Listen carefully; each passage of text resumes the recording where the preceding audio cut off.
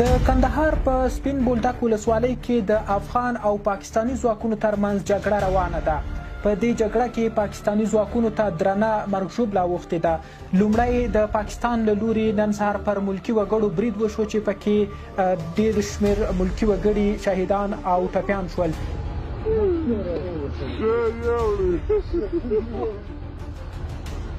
چې په ځواب کې د اسلامي امارت ځواکونو برید پیل کړ او برید دومره شدت واخیست چې د پاکستاني پوځیانو پوستې له منځه ویوړلې، تجهیزات یې ترې ونیول او داسې راپورونه دي چې ډېره درنه مرګ ژوبله پاکستاني لوري ته اوښتې ده.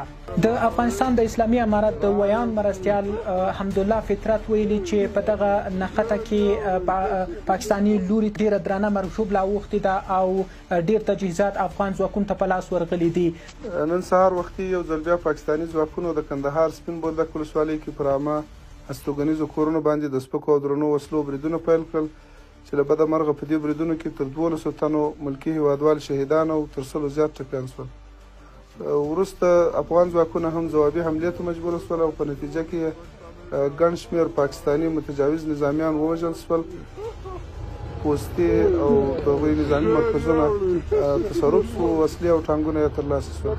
فطرت همدارنګه هیوادوالو ته ډاډ ورکړی چې په هر حالت کې د افغانستان پولیسات دې ته آماده دي چې د خپل د سر په بدل کې له خپلې خاورې او خلکو ساتنه وکړي.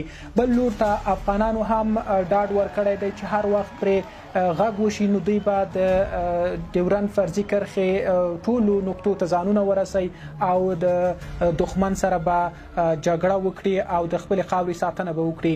وسروان یم خاص د الله د رضا په خاطر دا یو توپنچګۍ مې د یو مسلمان څخه امانت راواخیسته، ما زه ځان رسوم مجاهدینو ته کومک ورکړم.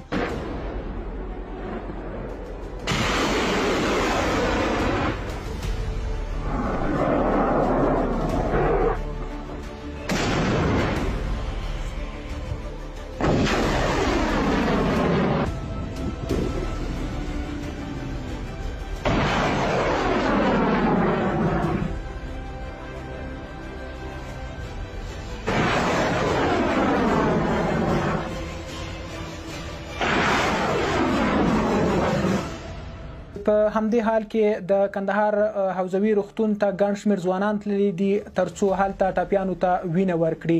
یعنې په سل کې نه نیوي که چا د ټوله ملکیان دي، زنانه، ښځې، ماشومان، څوک چې داسې دي څوک اوس هم پراته دي.